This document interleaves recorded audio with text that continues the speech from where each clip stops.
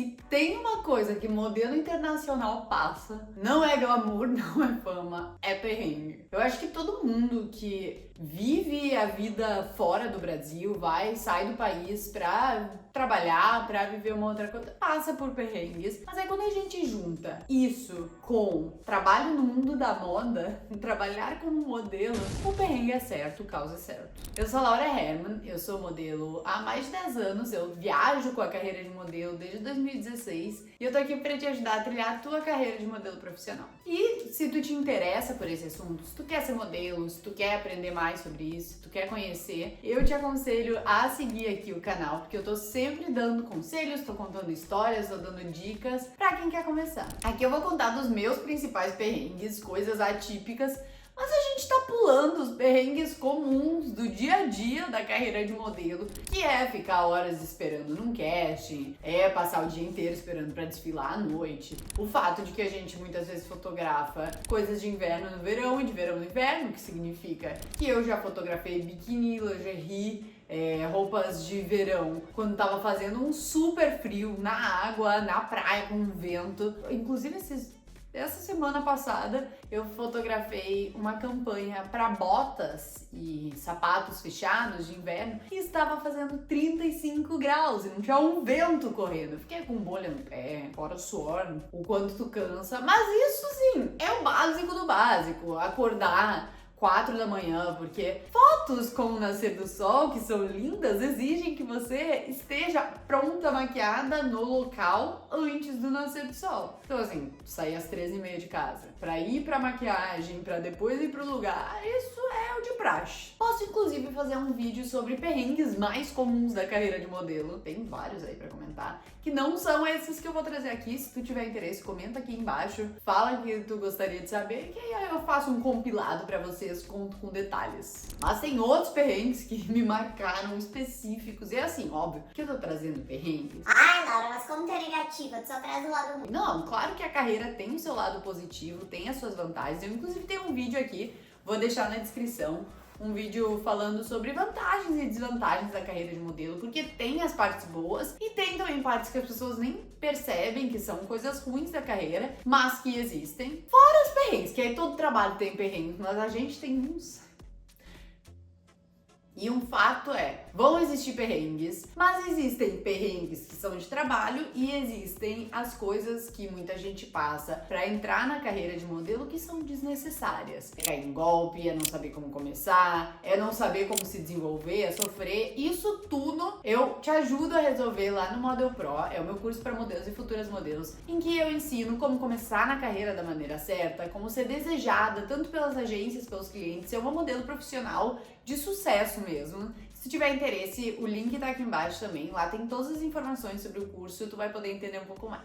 Mas vamos lá, teve um perrengue que assim, poderia ter sido simples, poderia não ter acontecido nada, mas eu já sabia que ia acontecer. Eu cheguei na Malásia, eu tinha acabado de passar férias na Tailândia e eu peguei muito sol nessas férias na Tailândia, o que significa que o meu cabelo ficou com umas mechas mais claras, assim, teve as luzes do sol mesmo. E quando eu cheguei na Malásia, tinha um cliente que me queria, que era um cliente que pegava vários trabalhos, assim, e só que eles falaram: Ah, mas a gente quer o cabelo dela todo da cor do cabelo dela, sem as luzes. Eu falei, tudo bem, se eles quiserem dar um jeito, eles podem pagar um salão, mas precisa ser uma tinta bom, tonalizante legal, porque o meu cabelo é muito frágil. Deixa eu explicar uma coisa. Esse é todo o meu cabelo. Eu não tenho cabelo. Ele é muito frágil, ele é fraco, ele é pouco, ele é xoxo, capenga, fraco, é o jeitinho dele. Xoxa, capenga, manca, anêmica, frágil e inconsistente. Só que eu expliquei isso pra minha agência, eles Não, fica tranquila. a gente vai, não sei aí se o cliente pagou, se foi a agência, eu não ia pagar pra pintar meu cabelo com o cliente que não queria, né? O problema não era que o cliente, o cabeleireiro era ruim, eu acho pelo menos que não era isso. Só que eu fui explicar pra ele, como é que eu falo em inglês tonalizante de cabelo e não tinta? Aí eu já não sabia muito bem. Fui buscar, mas já não ficou muito claro pra ele, mas ele ficou: Ok, aham. que na Ásia, o cabelo típico asiático é grosso, é forte, é brilhoso, é escuro e é muito mais forte do que meu cabelinho xoxinho. O que significa que ele tanta bola. Eu acho que ele não tinha o costume de pintar outros cabelos, não sabia como é que funciona. Pintei o cabelo pra ir pro trabalho, tudo certo. Fiz o trabalho, que era em outra cidade, acho que eu fiquei uns 2 dias lá, foi uns 2 dias de trabalho. Voltei e eu ia sair, eu decidi fazer um babyliss no meu cabelo. No momento que eu peguei a mecha, e era uma mecha da frente, que a gente geralmente começa pela frente, né? Peguei a mecha para fazer, enrolei, botei, senti um cheiro de queimado. Eu tirei o babyliss, o meu cabelo tava todo, a mecha toda no babyliss. Eu tenho foto e vídeo disso, eu acho. Eu fui fazer cachos com o babyliss que eu sempre uso. Queimou meu cabelo.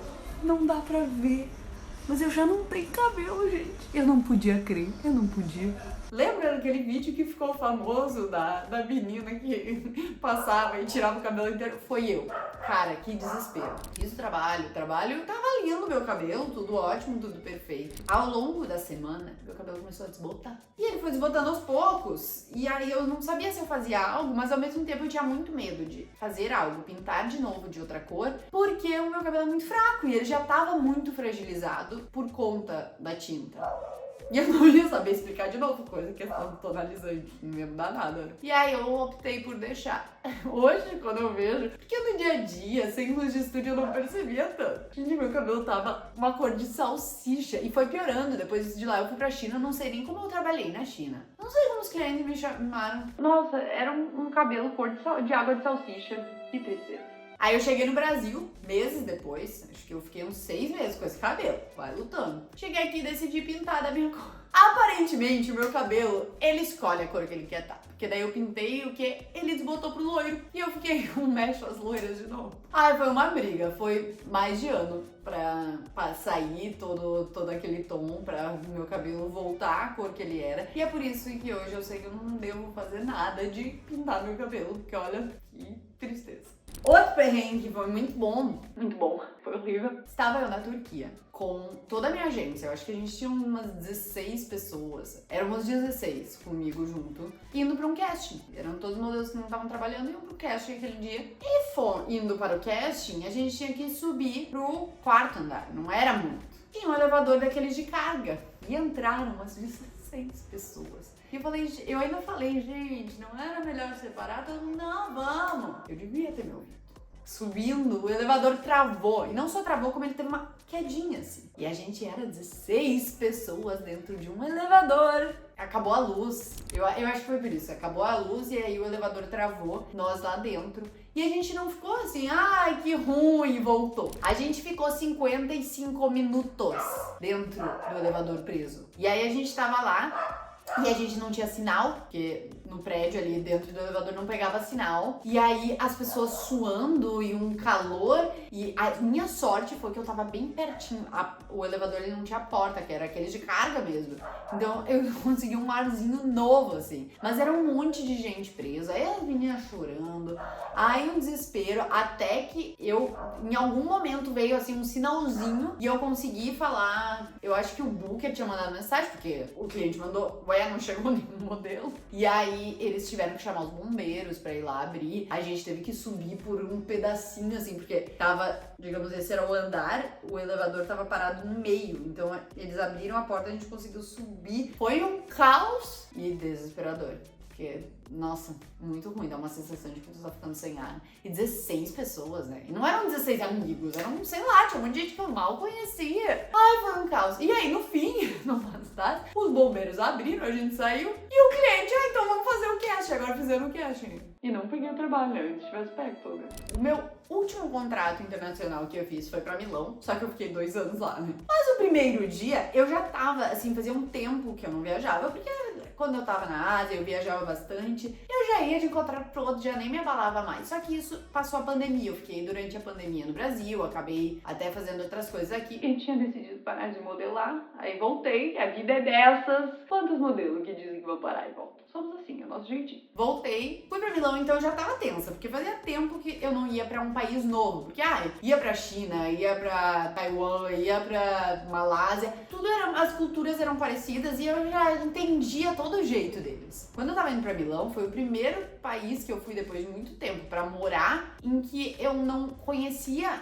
muito da cultura, por mais que a cultura europeia seja mais parecida com a nossa do que a asiática. Lá eu já tava por dentro de tudo. Quando eu cheguei em Milão, me deparei com o fato de que eu não entendia nada do que as pessoas estavam falando. Eu tinha feito meses de Duolingo e não funcionou ainda. Mas eu não entendi o que as pessoas estavam falando. Na época eu não falava italiano, depois eu aprendi. Tudo novo acontecendo, eu tava mais velha. Quando a gente vai ficando mais velha, a gente vai ficando com mais medo da situação. Quando a gente é nova, a gente vai. Eu fui pra China, pro outro lado do mundo, e eu tava... ali eu já tava mais, né? Tenso. Cheguei em Milão e aí não tinha nenhuma menina ainda no apartamento de modelos. Porque eu cheguei no início da temporada, eu não sabia disso, mas eu cheguei no início da temporada e a agência não tinha pego outras meninas ainda. Elas iam chegar depois. Então, aquele contato inicial que geralmente tu tem com outras pessoas da agência no apartamento, que tu entende mais. Onde que tem um mercado perto? Onde que eu faço isso, aquilo? Como funciona a agência? Como é que tu vai lá? Fala mal de um booker, fala mal de nada. Não, que a gente fala mal de um booker. Mas dá uma entendida sobre como funciona a agência e o país. Não tive isso. O dono da agência chegou, ele é muito grosso, ele foi insuportável. E ele sempre é. Nem vou entrar em detalhes disso. Quem sabe um dia eu faço um vídeo contando todos os absurdos lá do quão rude ele era. Mas eu fiquei assustada. E eu que já era macaca velha. Cheguei, meu Deus, não bastasse isso. Eu decidi, era sexta-feira à noite, era umas 7h45 da noite. Eu cheguei lá, decidi ir no mercado, fazer as compras do dia seguinte. Desci toda feliz. Quando eu tava chegando no mercado, eu entrei, eu comecei a olhar, e mercado novo, lugar novo, tu tem que demora um pouco. Começaram a me expulsar em italiano,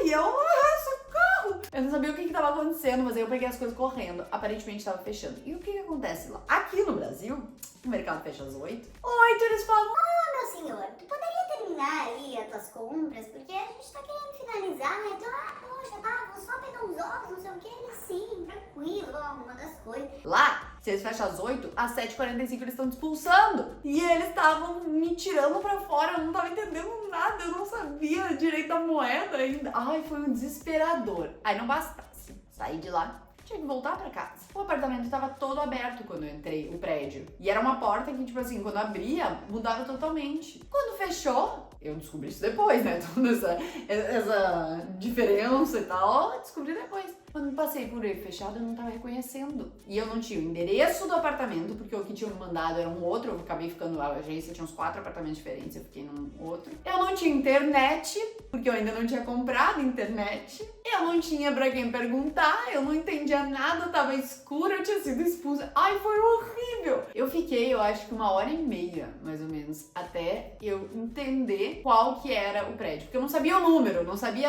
a rua, eu imaginava qual era, porque o mercado não era tão longe, eu não sabia onde era, foi desesperador. Mas depois também, com o tempo, tive internet, fui entendendo. Hoje, quando eu passo por lá, eu fico, meu Deus, é óbvio que era lá, né, o apartamento. Mas, enfim, vida que segue. Esse foi o primeiro dia, foi caótico. Outra dessas, de chegar num país e não saber o seu endereço, eu na China, foi meu primeiro contrato. Era o meu primeiríssimo contrato. Eu era um bebê, uma new face. Eu tinha acabado de sair do Brasil pra ir pra China. Eu tava assim, era outro mundo completamente diferente pra mim. E aí, lá na China, o que acontece? Ninguém fala inglês. Eu até falava inglês, mas as pessoas lá não falam inglês. Não adianta tu escrever para as pessoas, porque aí nem a escrita é igual, sabe? E os endereços, não tem como tu traduzir o endereço do inglês pro chinês. Então, a agência, o que ela fazia? No dia que tu chegava, eles te davam um papelzinho com o teu endereço em inglês e em chinês. Então,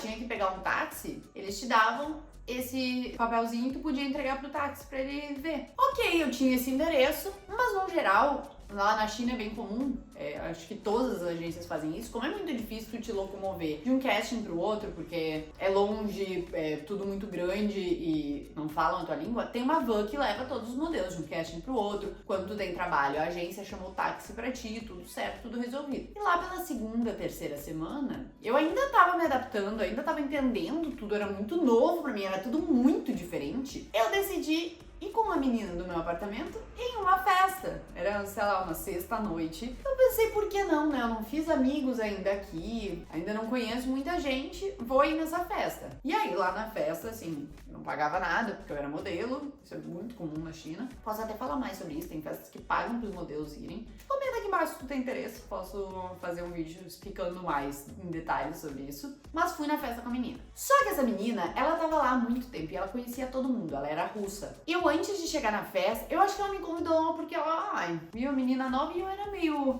timidazinha, quietinha e perdida. E aí ela me convidou. Só que chegando lá, ela já encontrou uma amiga russa. Elas começaram a privier, falando em russo. E eu assim, né? Então tá. E eu, no auge dos meus 19 anos, cheguei na festa. Não conhecia ninguém, além das russas privier, que só falavam entre elas. E eu tomei a incrível decisão de fazer o quê? Eu vou beber. A bebida era de graça pra mim, isso era um mundo, meu Deus. Eu fui na festa de graça, a bebida é de graça, eu posso beber à vontade. E aí comecei a beber. E fui ficando mais alcoolizada. E nisso, a menina sumiu, foi embora sem mim. E eu fui tentando socializar, vi que tinha uns brasileiros, aí eu meio que tentava, entrava, oi, tudo bom, olá. Ninguém tava super socializando, mas eu fui fazendo amigos, fui indo de um grupo em outro, falava com uma pessoa que eu vi que era modelo também, dava uma conversada. É estranho tu ir numa festa sem conhecer absolutamente ninguém, né? Tu fica meio assim, ainda mais quando tu tá perdida, não sabe nada do que tá acontecendo. Eis que a menina foi embora, né? E eu percebi que eu tinha perdido o meu endereço, o papelzinho do endereço. Eu perdi! E eu não sabia como ir embora. E eu cheguei na frente do taxista e eu pensei, me ferrei. E realmente, me ferrei. Eu não tinha como ir embora, porque eu não sabia falar o endereço em chinês. Ele não entendia o que eu falava em inglês. Eu não tinha o papel. Isso era, sei lá, 3 da manhã. O único jeito de ir embora era de táxi. E eu fiquei parada, pensando, e agora? Eu não sabia o que fazer. A minha sorte foi que esses brasileiros ainda estavam na festa. Eu não era muito próxima deles. Não tinha virado amiga deles. Mas eu fui lá e aí eu conversei com eles. E eu fui pra casa deles, dormi lá no sofá. Porque eu não tinha o que fazer, eu não tinha como ir pra minha casa, eu não sabia onde era a minha casa. E aí eu dormi lá no sofá com eles lá. Acho que eu tava sem bateria no celular também, pra ajudar. Eu tenho essa impressão de que eu tava sem bateria no celular, mas não tenho certeza sobre essa história. Faz tempo, né? Nossa, já faz 10 anos. Tô velha. 9, tô jovem, faz só 9. E é isso, pessoal, dormiu lá, eu dormi no sofá. No outro dia eu consegui sair de lá porque eu sabia qual era a estação do metrô e eu sabia como ir do metrô até a minha casa. Eu não tinha endereço, então no dia seguinte eu consegui pegar o metrô pra ir pra minha casa, porque o metrô abriu mais tarde e consegui. Mas, gente, eu fiquei perdida na China, perdida, não fazia ideia de como voltar pra casa na minha segunda semana lá. E esse vídeo já tá bem longo, então eu decidi diminuir aí todos os perrengues que eu ia contar. Perrengue não me falta nessa vida, nesses 9 anos viajando como modelo internacional. Se teve uma coisa que eu vivi, foram perrengues. Alegrias também, felicidades também, mas vários perrengues. Se vocês querem que eu conte mais dos meus perrengues, querem que eu conte sobre os perrengues que toda modelo passa, comenta aqui embaixo que eu faço mais vídeos sobre. Eu sou escrava das redes sociais, né? O que pedem eu faço. E novamente, se tu tem interesse nisso, não esquece de seguir aqui. Curte o vídeo aí. É de graça pra ti, pra mim ajuda, vai adiante o vídeo, o YouTube entende que é um vídeo que as pessoas têm interesse. Então não deixa de curtir se tu curtiu, senão não precisa também não dar o dislike, né, também. Pô, de graça, assim, não tem porquê, né? Mas se tu curtiu, não esquece, se inscreve aqui e semana que vem eu tô de volta com mais histórias, dicas, novidades.